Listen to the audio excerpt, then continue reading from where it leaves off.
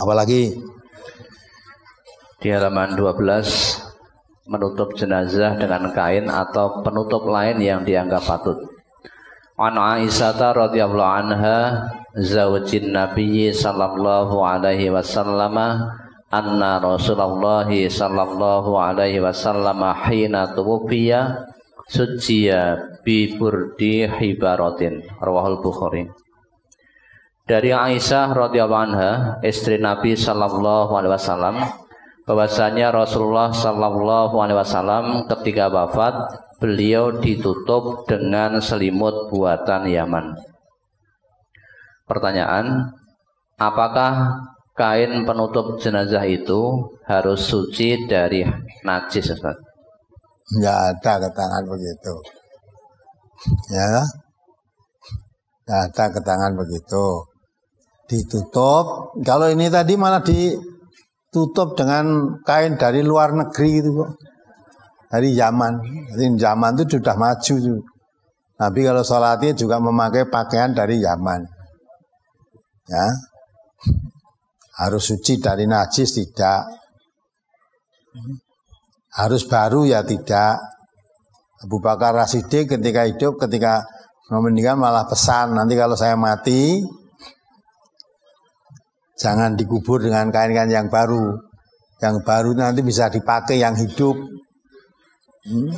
Bisa pakai yang hidup, sing anyar-anyar ini ben dinggo sing urip. Nek sing wis mati kok bakal diuruki lemah. Ya. Maka dikubur dengan kain kafan, kain kafannya pakaian umrohnya yang ketika dipakai haji itu ya. Goleke sing ora sing anyar, nek sing anyar ben dinggo sing urip gitu.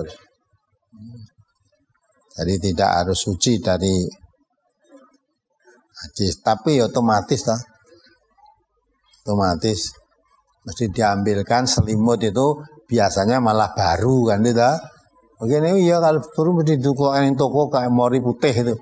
Masa mori putih baru kena najis gitu. Nah, rasa mbok tekok kayak ngono umumnya tidak kena najis umumnya. Wong biasanya baru.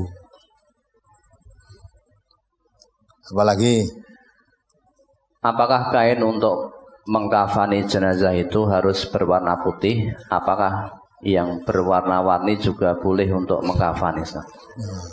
Kan data aneh-aneh. Hah? Wong warna putih itu goleke ya ora angel.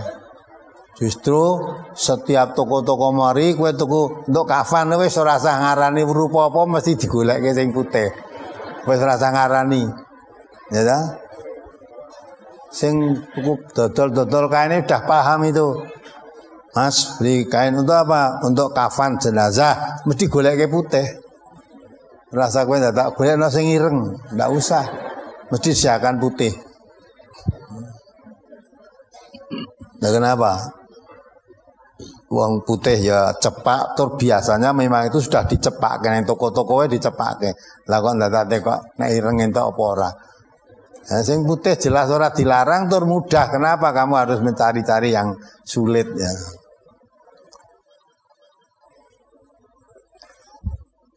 Apalagi di dalam kelompok kemarin membahas tentang janais yang meninggal tetangga saya.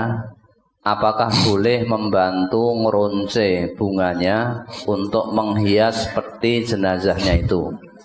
Soalnya kemarin di waktu kelompok, ketuanya bilang boleh dan ada pula yang bilang tidak boleh. Maka mohon penjelasan. Dan dikalungi bunganya gua apa tuh? Kenapa? Wong mati dironcek ke bunga itu ada keyakinan apa? Nah, coba tanya dironcek bunga terus dihias-hias yang mati ini dihias nganggo bunga biar apa? Ada keyakinan apa? Nah, seolah-olah ada bunga itu ada keyakinan-keyakinan tertentu, tidak ada benarnya. Ya. Tak usah. Ya. Kalau layak itu yang kira-kira dikerjakan yang sudah jelas. Ada tuntunannya boleh, mikul jenazah boleh, ya nggak kuburan boleh, gitu loh. Menghafani boleh, memandikan boleh kalau orang muslim ya, yang meninggal mandikan, nyolatkan, ora dadak macam-macam. Engko tekon ronce bunga boleh enggak? Tuh nek gawake sosoknya boleh enggak? Gawake payungnya boleh apa tidak? Sebab orang mati kan rangkaiannya banyak, ada sosok, sosok itu apa? Seperti untuk nyenggek pelem itu namanya apa? Nah, tapi isinya di situ mawa. Ya, terus ada obonnya itu.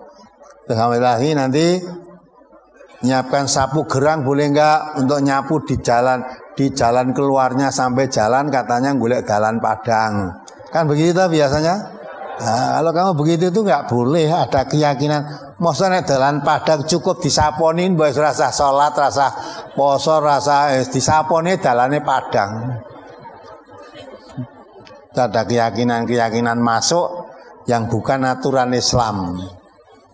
Enggak usah begitu itu.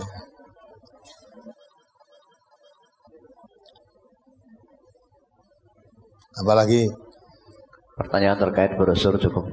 Ya, jadi yang sudah ada gampang-gampang tuturannya wis dilakukan begitu aja, ora rasa data nek ngene entuk ora, nek ngene entuk rasa mikir-mikir ngono kuwi. Apa yang tidak perlu dipikir tidak dipikir ya ta. Terus dilalah kowe layat bagian kon nggawa anak gedang. Karena yang meninggal tuh anak 4. Terus kon gawa iki anak gedang 4 sampean dikuburkan.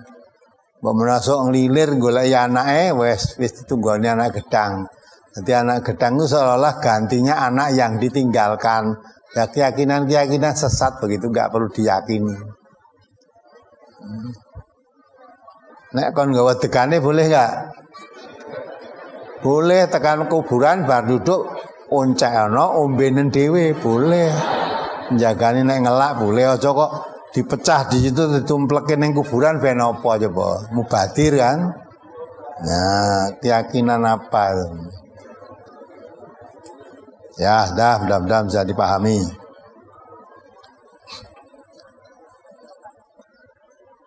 Jadi pelajaran Ali bin Abi Thalib matur pada Nabi tentang ayahnya itu pelajaran buat kita juga. Walaupun bapaknya kafir, tidak, tapi dia sudah meninggal, ya, dihormati dengan baik. Ya, haknya diberikan dengan baik. Haknya orang mati kalau tidak sholat punya hak dikubur, melakukan kuburan sing apik. Tidak usah disolatkan. Nah kalau orang ketika hidupnya sholat, hakim 4 dipenuhi, dimandikan, dikafani, disolatkan, dikubur, aja dikorupsi, ya, korupsi, kubur. Itu orang mati ketika sholat. Ketika orang mati tidak sholat ketika hidupnya, tidak usah disolatkan. Didusi boleh, didusi ya, ya.